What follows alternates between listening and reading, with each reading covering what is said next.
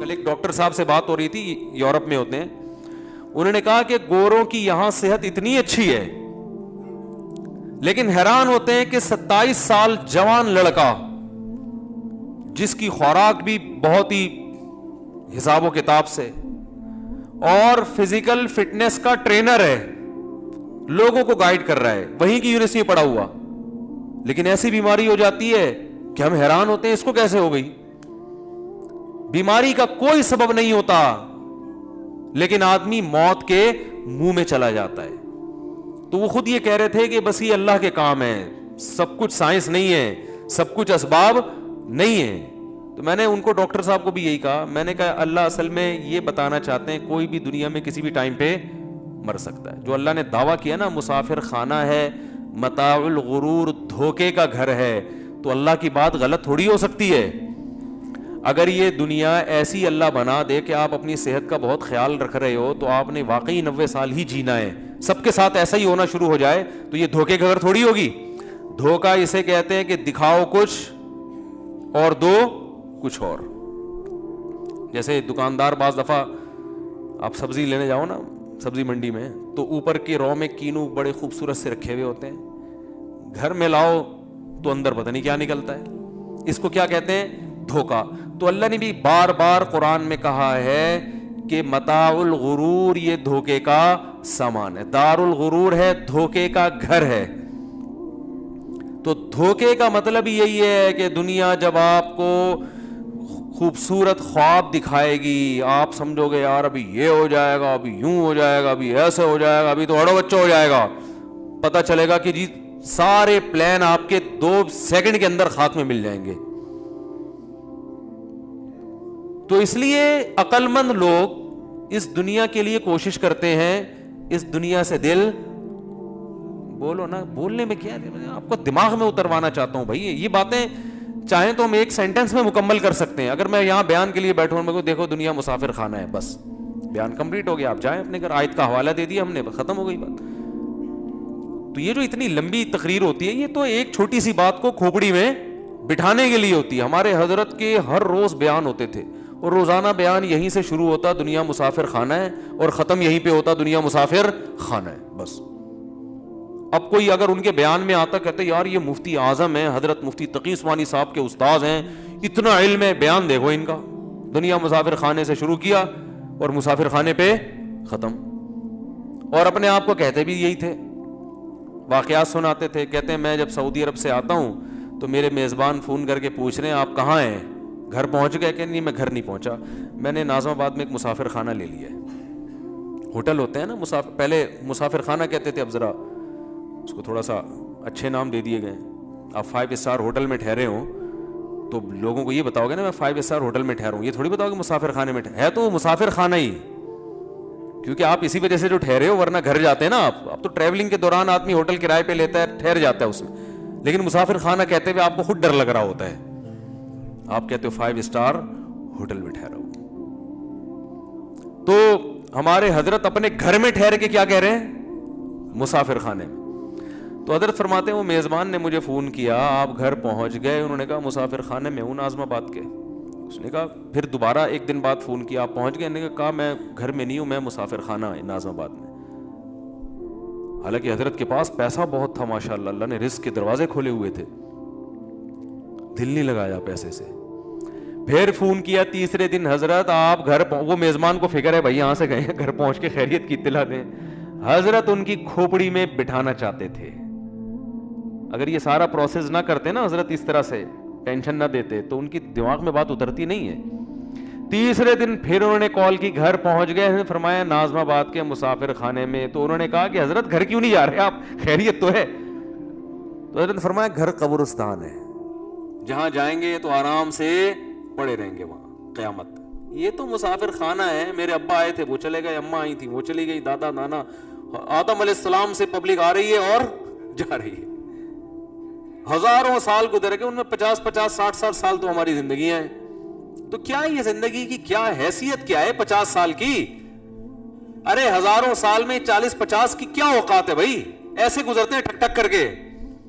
اور ہم میں سے بہتوں کے آدھے سے زیادہ گزر چکے ہیں, یا جہاں جو لوگ بیٹھے ہوئے, بچے ہوں گے جنہوں نے 60-70 سال ابھی دیکھنے ہوں گے, ان میں بھی 100% نہیں پتا کہ کس نے پورے دیکھنے کس نے نہیں دیکھنے. تو ہم میں اکثریت تو ویسے ہی اب 20-22 کے رہ گئے, بہت زیادہ ہو گیا, وہ بھی صحت کا اگر بہت خیال کریں تو. ورنہ جس سپیڈ سے رات کو کھانا کھا رہے ہیں لیٹ, تو آپ ایک دن کھائیں گے کھانا یہی قورمے بریانی پھوڑ کے سو جائیں گے, اور صبح پولیس بھی آپ کو نہیں اٹھا سکے گی. بہت لوگ ایسے ہوئے سوئے صبح نہیں اٹھے, اس لیے کہ وہ, آپ حیران ہوں گے یار یہ موت کیسے ہو جاتی ہے, رات کو اتنا کھا کے سوتے ہی رہ گئے. یاد رکھو جس دن صبح اٹھتے ہو نا, اس دن حیران ہوا کرو کہ 1 بجے کھایا تھا کھانا, اور اتنا طبیعت سے گھی اور یہ سب چیزیں پھوڑی تھی, نان تافتان کھائے تھے, پھر بھی صبح اٹھ گئے. تو جس دن صبح اٹھا کرو اس پہ حیران ہونا چاہیے کہ اللہ کی قدرت ہے کہ اس نے زندگی ایک اور دن بڑھا دی آپ کی. ورنہ ہم جو کھا پی کے رات کو 12-1 بجے دعوتوں میں پھوڑ رہے ہیں, اس کے بعد کولڈ ڈرنک وغیرہ پی کے اور طبیعت سے سوتے ہیں, تو اٹھنا بنتا نہیں ہے, بنتا نہیں ہے اٹھنا, حقیقت بتا رہا ہوں. تو اللہ کی قدرت ہے کہ اللہ کہتے ہیں چل تھوڑا اور ایک چانس اور دیتا ہوں تیرے کو, تو چانس پہ چل رہے ہیں. تو تعجب اس پہ نہیں ہونا چاہیے کہ ہم اب تک ہم مر کیوں جاتے ہیں, تعجب اس پہ ہونا چاہیے ہم زندہ کیسے ہیں. تو میرے بھائی بات یہ چل رہی تھی کہ ہمارے حضرت نے فرمایا کہ میں ناظم آباد کے مسافر خانے میں, تو مسافر خان, اور واقعی اب حضرت قبر میں, اللہ تعالیٰ ان کی مغفرت فرمائے, ان کی درجات بلند فرمائے, جو انہوں نے کہا تھا وہ ہم نے اپنی آنکھوں سے دیکھ لیا. اور بار بار بیان میں کہتے تھے اب کسی بھی وقت جا سکتے ہیں بھائی, کبھی بھی جا سکتے ہیں, چلے گئے. تو جب ان کے جنازہ اٹھا, میں نے کہا کہ میں بھی جنازے میں شریک تھا, میں نے کہا دیکھو یار حضرت بار بار کہتے تھے مسافر خانہ ہے, جانا ہے جانا ہے ناظم آباد کا, تو آج اسی ناظم آباد کے مسافر خانے سے حضرت کی میت اٹھ رہی ہے, جس کو وہ کہتے تھے نا مسافر خانہ ہے. ثابت ہو گیا واقعی یہ رہنے کی جگہ نہیں ہے. تو میرے بھائی ان ہزار گز کے بنگلوں کی دیواروں سے دل مت لگاؤ. سب سے زیادہ جو خطرناک چیز ہے نا انسان کے لیے, وہ دیواروں اور اینٹوں سے دل لگانا ہے. گاڑی اس کے بعد آتی ہے, کوئی گاڑی سے محبت کرے اتنا برا نہیں ہے, وہ استعمال میں آ رہی ہے. سب سے زیادہ برا ہے ان دیواروں سے محبت کرنا, کیونکہ ان کی عمریں بہت ہوتی ہیں اور آپ کی عمریں ان دیواروں کے مقابلے میں بہت کم ہوتی ہیں. گاڑی آپ کی زندگی میں ہی ایکسپائر ہو جائے گی, تبھی تو کہتے ہیں 10 سال چلا لیا, اب کباڑا والے کو دے دے بھائی. آپ جب گاڑی خریدنے جاتے ہو تو وہ مائلیج کو اس نے چینج کیا ہوا ہوتا ہے نا اس کے, کہ بھئی اتنے کلومیٹر چلی ہے, وہ چلی تو پتہ نہیں نوح علیہ السلام کے زمانے سے چل رہی ہوتی ہے وہ, لیکن میٹر میں ایسی سیٹنگ ہوتی ہے آپ کو لگے گا ابھی 10-20 ہزار کلومیٹر چلی ہے وہ. تو آپ کیوں بیچنے کے چکر میں ہوتے ہو کہ یار اب اس کو بہت نچوڑ لیا ہے, اب یہ کام نکال رہی ہے. تو جو آپ نے اپنی زندگی میں اس کو کیش کرا لیا, اس کی زندگی کم ہے, آپ کی زندگی, بولو نا, بولنا اس لیے پڑتا ہے تو دماغ میں بیٹھے گی بات. اور جو انٹرنیٹ پہ بیان سنتے ہیں نا وہ بھی بولا کریں, آپ کی زندگی زیادہ ہے, گاڑی کی زندگی کم ہے. آپ بکری پال لیتے ہو, وہ پیدا ہو کے جوان ہو کے دودھ دے کے بچے پیدا کر کے آپ کی زندگی میں مر جائے گی. بکری سے دل لگانا اتنا برا نہیں ہے, وہ یعنی آپ اس سے فائدہ اٹھا لیتے ہو. کھانے پینے سے دل لگانا اتنا برا نہیں ہے, وجہ اس کی یہ کہ کھا لیتے ہو اپنی زندگی میں. آپ آج میں صبح بیٹھے ہوئے بھائی, ہوٹل کا پراٹھا میں نے کھایا کہ نہیں کھایا, یہ مجھے مل گیا, یہ پتہ نہیں 6 مہینے سے مجھے تلاش کر رہے ہیں. آج میں کہیں کام سے گیا تھا تو واپسی پہ ایک ہوٹل ہے, وہ بڑا خاندانی پراٹھا بناتا ہے, تو وہاں میں گھسا, میرا حلیہ تھوڑا چینج تھا, انہوں نے پکڑ لیا, مجھے پہچان لیا. انہوں نے کہا میں تو 6 مہینے سے آپ کے پولیس کی طرح آپ کے پیچھے پڑا ہوا ہوں. تو یہ کیا ہے بھائی. اب ڈاکٹر صاحب سے کل میری بات ہوئی, انہوں نے کہا پراٹھے نہیں کھائے. میں نے کہا یار دنیا چھوڑنا آسان ہے, پراٹھا چھوڑنا بہت مشکل کام ہے. ہم بد پرہیزی بس ایک ہی کرتے ہیں, اور میں نے کہا کوئی بد پرہیزی نہیں ہے, اب اتنا تو چلتا ہے یار. ناشتے میں سردی ہو اور خاندانی قسم کے پراٹھے بنے ہوئے, بھوک ٹائٹ لگ رہی ہو, اور چنے چھولے بھی ہوں اور ساتھ میں انڈا بھی ہو, اور چائے ہو خاندانی, مزہ آتا ہے کہ نہیں آتا. ناشتہ اس کے بغیر نہیں ہوتا یار, بچپن سے عادت پڑی ہوئی ہے, کیا کریں. تو یہ مزے کیش ہے, آپ اپنی زندگی میں امید ہوتی ہے کہ پورا کھا لو گے, ٹھیک ہے نا. ان چیزوں سے دل لگتا بھی نہیں ہے انسان کا, کیونکہ فنا ہو رہی ہیں آپ کے سامنے ہی. سب سے بدترین چیز جس پہ آپ کا پیسہ خرچ ہو رہا ہے نا حدیث کے مطابق وہ تعمیر ہے، کیونکہ تعمیر کی عمریں بہت لمبی. آپ مکان میں جب کنسٹرکشن کا کام کرتے ہو تو آپ کی ہڈیوں میں کتنا سریا ہے اس کو آپ بھول جاتے ہو، اور اس کی جو بنیادیں ہیں اس کی دیواروں کے سریے کو آپ فوکس کر رہے ہوتے ہو. اتنی مضبوط دیوار، اتنی موٹی دیوار. او بھائی تو اپنی ہڈیوں کا ذرا ٹیسٹ تو کروا لے، اس میں کتنا کیلشیم رہ گیا ہے. ہڈیاں آپ کی بھربھری ہو رہی ہیں، ختم. 4-5 سال کی کہانی ہے. لیکن آپ جناب اتنا سیمنٹ بجری ڈال کے لوگوں کو بتا رہے ہیں، دیواریں دیکھو، اتنا مضبوط مکان بنایا ہے، زلزلہ پروف عمارت بنائی ہے، اور ایسا ہے اور ویسا ہے. اور موت کا فرشتہ ہنس رہا ہوتا ہے کہ یار اس کو دیکھو کہ جس جسم میں یہ بندہ خود رہتا ہے وہ جسم گل سڑ کے ختم ہونے والا ہے، اور اس گلے ہوئے جسم کے لیے جو پیکنگ ہے وہ اتنی مضبوط ہے. ایسے جیسے آپ دیکھو ڈائمنڈ کی پیکنگ، اگر ڈائمنڈ جتنی مہنگی ہو سمجھ میں آتا ہے، لیکن آپ نے کوئی چائے پیک کروانی ہے اور اس کو آپ اتنی خوبصورت پیکنگ میں آپ خرچہ کروا رہے ہو جو چائے کی قیمت سے 10 گنا زیادہ ہے، تو لوگ کہیں گے نا بھائی جو پروڈکٹ اتنی مہنگی نہیں ہے اس کی پیکنگ پہ اتنا تو نے خرچہ کر دیا. تو آپ کے لیے یہ پیکنگ ہے، جو گھر جس میں ہم رہتے ہیں اتنا مہنگا آدمی نہیں ہوتا جتنا مہنگا گھر ہے اس کا. وہ مرنے والا ہے، وہ ختم ہونے والا ہے. اس لیے پیغمبروں نے اپنی قوموں کو مکان سے دل لگانے سے منع کیا ہے. وَتَتَّخِذُونَ مَصَانِعَ لَعَلَّكُمْ تَخْلُدُونَ. ہود علیہ السلام نے اپنی قوم سے کہا تم گھروں کو ایسے بناتے ہو جیسے تم نے اس میں ہمیشہ رہنا ہے. تمہیں کیا ہو گیا؟ پہاڑوں کو نا تراشتے تھے، چٹانوں کو اتنی محنت کرتے تھے. چٹان کو تراشنا آسان کام ہے؟ تراش کے اندر سے پورا پہاڑ کے اندر گھر کھڑا کر دیتے تھے. تو پیغمبر نے کہا بھائی تم اپنی ہڈیوں کو دیکھو، تمہاری عمر اتنی تھوڑی ہے، اتنی محنت کیوں کر رہے ہو؟ بھائی 4 اینٹیں لاؤ، ڈالو چھت، آرام سے ہنسی زندگی گزارو اور نکلو، جنازہ اٹھے گا، چل بھائی اب تمہارے بچے رہیں گے یہاں پہ. مسافر خانہ سمجھنے کے لیے میرے بھائی ہم تیار؟ بولو نہیں. ہر آدمی سمجھ رہا ہے میں یہاں آیا ہوں تو میں جاؤں گا ہی نہیں، یہاں سے میں جاؤں گا ہی نہیں. کیوں نہیں جائے گا بھائی تو؟ اور یاد رکھو صحت کی وجہ سے کبھی دھوکے میں نہ ہو. میں اگر صحت مند ہوں، آپ اگر صحت مند ہیں، ہم سمجھتے ہیں فٹ فاٹ ہیں، 1 سیکنڈ لگتا ہے بیمار ہونے میں، اور وجہ ڈاکٹر کی بھی سمجھ میں نہیں آئے گی. ہوا کیوں؟ ڈاکٹر کی اپنی بیماری بعض دفعہ سمجھ میں نہیں آ رہی ہوتی اس کے. مائیکل جیکسن کے میں کئی بار واقعہ بیان کیے. 50 سال کا 2008-9 کی بات ہے. ہمارے 2 صحابہ بتاتے تھے مائیکل جیکسن کا بہت بڑا شو ہونے والا ہے، کروڑوں میں ٹکٹ بک گئے، یہ ہو گیا وہ ہو گیا. مفتی صاحب بڑی عزت دی. اگلے دن آ کے بتا رہے صاحب اس کا انا للہ ہو گیا مائیکل جیکسن کا. لڑکوں نے مجھے بتایا. تو میں نے کہا دیکھو، کیونکہ میرے سامنے تو پہلے اتنے واقعات آ چکے تھے. میں نے کہا بھائی کسی بھی ٹائم پہ کسی کا بھی انا للہ ہو سکتا ہے. اب لوگ باتیں بناتے رہیں گے، اس کو زہر دیا، کوئی کہے گا اس کو وہ خود ہی مرا ہے. بھائی ڈاکٹروں کا ایک پینل اس کے ساتھ 24 گھنٹے رہتا تھا. مائیکل جیکسن کوئی ہماری طرح نہیں ہے کہ کسی کے منہ پہ بھی جا کے چھینک دو تو وہ بس سوری کر کے نکل لو. مائیکل جیکسن کے منہ پہ اگر آپ چھینک دیتے تو قتل کا کیس آپ پہ بنتا کہ اس کی چھینکوں سے مرا ہے، وہ جراثیم اس نے ٹرانسفر کی.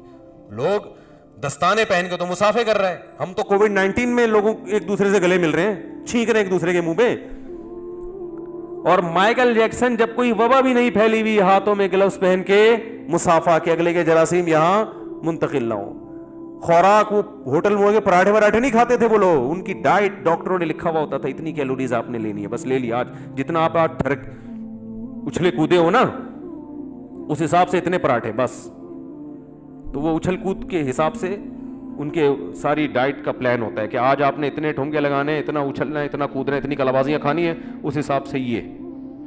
اور جو کمی رہ گئی ہے تو یہ کیپسول بھی کھا لیں آپ اس کے ساتھ، اس سے زیادہ نہیں. تو ایک ایک چیز بڑی تمیز سے.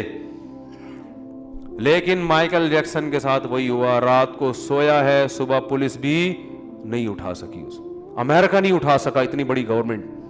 کامیابی کی جب انتہا کو ایک شخص پہنچ رہا ہے اس وقت زوال کی پستیوں میں اللہ نے اس کو دھکیل دیا. کیا فائدہ لوگ اس کو اچھے القاب سے یاد کریں یا برے القاب سے یاد کریں، اس کی صحت پہ کوئی اثر نہیں پڑتا. یہ تھا وہ تھا فلانا، تو کیا ہو گیا؟ جو بھی تھا نا اب تو نہیں ہے. تو اس لیے بھائی اللہ بار بار کہہ رہے ہیں متاع الغرور ہے, مسافر خانہ ہے. گھر میں جب رہا کرو نا, مجھ سے ایک صاحب کہنے لگے یار آپ کے اتنے 3-4 گھر ہیں, آپ کا تو کوئی گھر ہی نہیں ہے, ٹھکانہ ہی نہیں ہے, کیا زندگی ہے یار. ایک بندے کی ایک زوجہ ہوتی ہے, وہاں آرام سے ٹھکانہ ہوتا ہے, گھر ہے, یہ آپ کا روم ہے, یہ بیڈ روم ہے, یہ گیسٹ روم ہے, یہ ایسے تمیز سے انسان, یہ کیا یار ایک دن ادھر ایک دن ادھر. میں نے کہا بھائی اچھا, اس پہ میں نے چٹکلا بھی سنا ہے لیکن ابھی میں نہیں سناؤں گا وہ. تو میں نے کہا کہ بھائی یہ اسی میں مسافر خانہ ہونا سمجھ میں آتا ہے کہ گھر ور نہیں ہوتا, مسلمان کا کوئی گھر ور نہیں ہوتا. ایک دن ادھر ہے, دوسرے دن ادھر چلے جاؤ, تیسرے دن ادھر چلے جاؤ. اللہ نے موقع دیا تو چوتھے دن کسی اور اللہ تعالیٰ وہ دن لے کر آئے. کیا ہے اس میں, یہی گھر ہے, گھر ور کیا ہے بھائی, جہاں ہے وہیں گھر ہے. کیا خیال ہے, فوجی لوگ ہوتے ہیں نا, جہاں بھی بارڈر پہ ان کی تشکیل ہوتی ہے تو جہاں ہوتے ہیں وہیں 4 بوریاں کھڑی کر کے گھر بنا لیتے ہیں. وہ مورچہ کہتے ہیں اس کو, گھر نہیں کہتے, لیکن وہ بھی گھر ہی ہے بھائی. جہاں جاؤ فوجیوں کو سکھایا جاتا ہے یار, جہاں جاؤ بوری میں ریت ڈالو, ٹھیک ہے نا, اور ایسے بنا دو, بس بہترین. دھوپ سے بھی بچائے گا, گرمی سے بھی بچائے گا, اور دشمن کی فائرنگ سے بھی بچائے گا آپ. تو ایسے ہی میرے بھائی آپ 100% پکے نمازی بن جاؤ, آپ حاجی بن جاؤ, آپ ساری شریعت پر عمل کر لو, لیکن جب تک دل سے دنیا کی محبت نہیں نکالو گے اللہ آپ کو دیندار ماننے کے لیے تیار نہیں ہے. میں نے بڑے بڑے گیٹ اپ دیکھا ہے کہ بڑا اچھا گیٹ اپ, لیکن پیسوں کی محبت, گھر کی محبت, گاڑیوں کی محبت اور عزت کی محبت دلوں میں ایسے گھسائی ہوئی ہے. ہمارے ایک استاذ فرمایا کرتے تھے دنیا کی محبت کے گٹر ابل رہے ہیں. بڑے پیارے الفاظ تھے ان کے, دنیا کی محبت کے چشمے نہیں کہیں گے نا اس کو, ایک تو اللہ کی محبت کے چشمے ابلتے ہیں نا, تو فرماتے تھے دنیا کی محبت کے گٹر ابل رہے ہیں. دنیا کی محبت تو ایک گند ہے, مسافر خانے سے دل لگانا ہے تو پاگل پنا ہے, بے وقوفی ہے. فنا ہونے والی چیزوں سے دل لگا رہا ہے. میرے بھائی نکالو اس کو. اور نکلتی کیسے ہے, اس کے بہت سارے طریقے نکالنے کے. سب سے بہتر طریقہ ہے پیسہ خرچ کرو اپنی ذات پر, اپنے گھر والوں پر, صدقات و خیرات. 5-5 ہزار کے نا کڑک کڑک نوٹوں کی گڑیاں, یار یہ لے یار, جا یار, کیا یاد کیا ہے, کیا رکھا ہے اس میں, کماؤ, خرچ کرنے کی نیت, کیا رکھا ہے یار اس میں, مر جائیں گے, ختم ہو جائیں گے. اور زبان سے بھی یہی بولا کرو. آج جو چیز انسان زبان سے بولتا ہے وہ دل میں اترتی ہے. آج دنیا کی بڑائی زبان سے بولی جاتی ہے. جہاں بیٹھو تیری جاب کتنی ہے, تیری تنخواہ کتنی ہے, تیرا گھر ہے ذاتی. مجھ سے لوگ پوچھتے ہیں آپ کا ذاتی گھر ہے, میں نے کہا نہیں ذاتی گھر نہیں ہے یار. یہ تو اللہ کا شکر ہے ہمارے حضرت نے ہماری تھوڑی بہت تربیت کر دی, انہوں نے تو پوری کی تھی, ہم پورے نہیں بن سکے, ورنہ ہم تو احساس کمتری میں مر جاتے بھائی. مجھے لوگ آ کے کہتے رہتے ہیں ذاتی گھر نہیں ہے, ذاتی گھر نہیں ہے. میں کہتا ہوں میرے پاس پیسہ ہے الحمدللہ, بنا سکتا ہوں, اللہ نے اگر دماغ گھوما تو بنا بھی لیں گے. بہت زیادہ آ گیا تو پہلے میں نے کہا پراٹھے پھوڑنے دو ہمیں, ٹھیک ہے نا, گاڑی اچھی رکھیں گے, بچوں پہ خرچ کریں گے.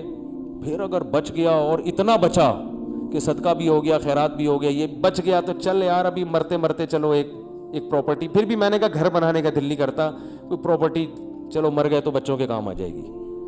وہ پھر گھر کی صورت میں بھی ہو سکتی ہے, پلاٹ کی صورت میں. میں نے کہا یہ غریبی ہے, یہ بہت بات کی چیز ہے, یہ تو کھانے دو یار.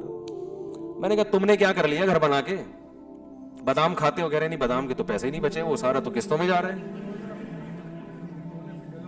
ہاں تھوڑا وہ آگے آگے آ جائیں,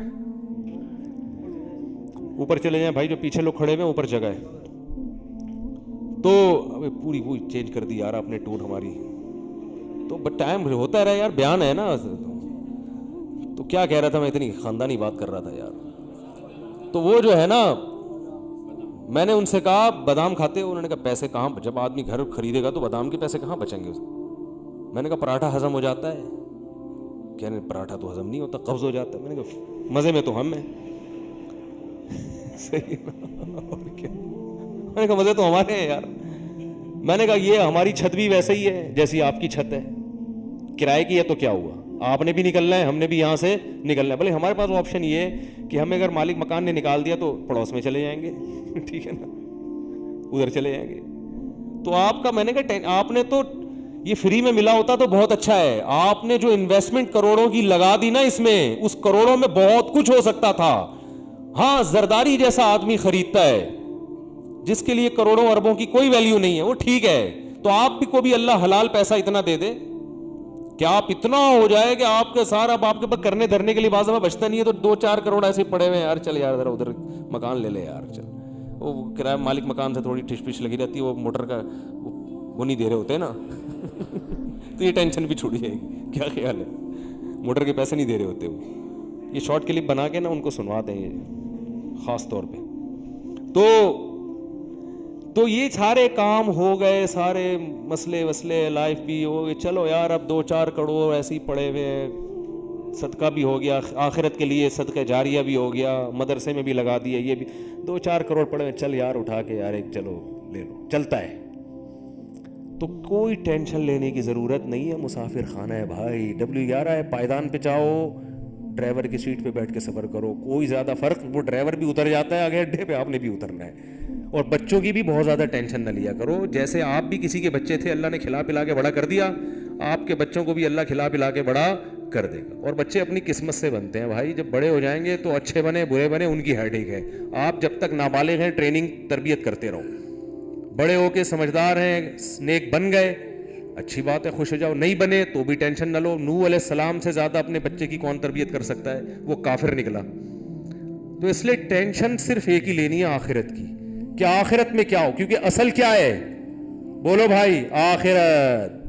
یہاں ٹینشنوں میں اگر آخرت بن رہی ہے بہت اچھی بات ہے, اگر آخرت بگڑ رہی ہے تو بھائی, تو یہاں میرے بھائی اگر آپ کامیاب صدر بھی بن گئے 5 سال کے لیے, 5 سال کے لیے, تو بھی موت تو ہے نا, مرو گے تو ختم, فنش. تو بار بار نا یہ الفاظ زبان سے بھی ریپیٹ کرنے چاہیے. جس محفل میں بیٹھے ہیں وہ بھائی سب دھرا رہ جائے گا یار. پہلے لوگ اس طرح کی باتیں بہت کرتے تھے, اب نہیں کرتے. جہاں بھی بیٹھو نا, نبی صلی اللہ علیہ وسلم صحابہ کو ہر موقع پہ مثالیں دیا کرتے تھے. ایک دفعہ آپ صلی اللہ علیہ وسلم نے دیکھا بکری کا بچہ مرا پڑا ہے مردار کچرے میں, تو آپ نے فرمایا کہ اللہ کی اہمیت, جو اللہ کی نظر میں اس دنیا کی اہمیت اس مردار بچے سے بھی کم ہے. یہ بھی کچھ کی بھی کوئی ویلیو ہوگی, اللہ کی نظر میں اتنی بھی ویلیو. مسافر خانہ ہے اور ہم نے اتنا اس کو خدا بنا لیا بھائی. دنیا کماؤ آخرت کے لیے. نبی صلی اللہ علیہ وسلم نے فرمایا جو دولت کماتا ہے یعنی تجارت کرتا ہے اس لیے تاکہ لوگوں سے بھیک نہ مانگنی پڑے, تو آپ نے فرمایا وہ قیامت کے دن پیغمبروں کے ساتھ ہوگا. اچھی نیت سے کماؤ, دل نہ لگاؤ بھائی. دل لگنے کی علامت کیا ہے, چھینتی ہے تو تکلیف کتنی ہوتی ہے, سمجھ رہے ہو. دیکھو پیسہ رکھنا برا نہیں ہے. حضرت سلیمان علیہ السلام نے تو اللہ سے حکومت مانگی تھی. نہ پیسہ رکھنا برا, نہ پراٹھے کھانا برا, نہ بڑی بڑی گاڑیاں, اور گھر بنانا بھی جائز ہے. دل نہ لگاؤ. دل لگنے کا پتہ ایسے چلے گا جب یہ چیزیں نہیں ہوتی تو ٹینشن کتنی لیتے ہو, یہ چیزیں چھن جاتی ہیں تو ٹینشن کتنی لیتے ہو. تو پیسہ ڈوب گیا کوئی مسئلہ نہیں ہے یار. ایسے ہی ہے جیسے W11 کی سیٹ پہ بیٹھے ہوئے تھے, کسی نے اٹھا دیا کھڑا کر دیا, تو چلو یار بیٹھے ہوئے تھے, زیادہ مزہ آ رہا تھا, کھڑکی والی سائڈ ملی تھی, کراچی کی گندگیاں دیکھتے ہوئے جا رہے تھے ہم. اب جناب ہمیں اٹھا دیا تو اب کھڑے ہو کے سفر کریں گے, کوئی مسئلہ نہیں ہے. تو تھوڑی سی بس اس میں ہلکی پھلکی سی ٹینشن ہوتی ہے, وہ اتنی ٹھیک ہے. اس سے زیادہ ٹینشن لینے کا بولو نہیں ہے. تو ڈپریشن سے ٹینشن سے نہیں مرو میرے بھائی. یہ ہمارے مذہب کا حکم ہے. کافر اس دنیا کو اصل سمجھتا ہے, ہم اسے W11 سمجھتے ہیں, صحیح ہے نا, مسافر خانہ سمجھتے ہیں. اسی وجہ سے ہم اس میں زیادہ خوش ہوتے ہیں. مسافر کو کوئی چیز مل جائے خوش ہوتا ہے, نہیں ملے پریشان نہیں ہوتا. اللہ سمجھنے کی عمل کی توفیق عطا فرمائے.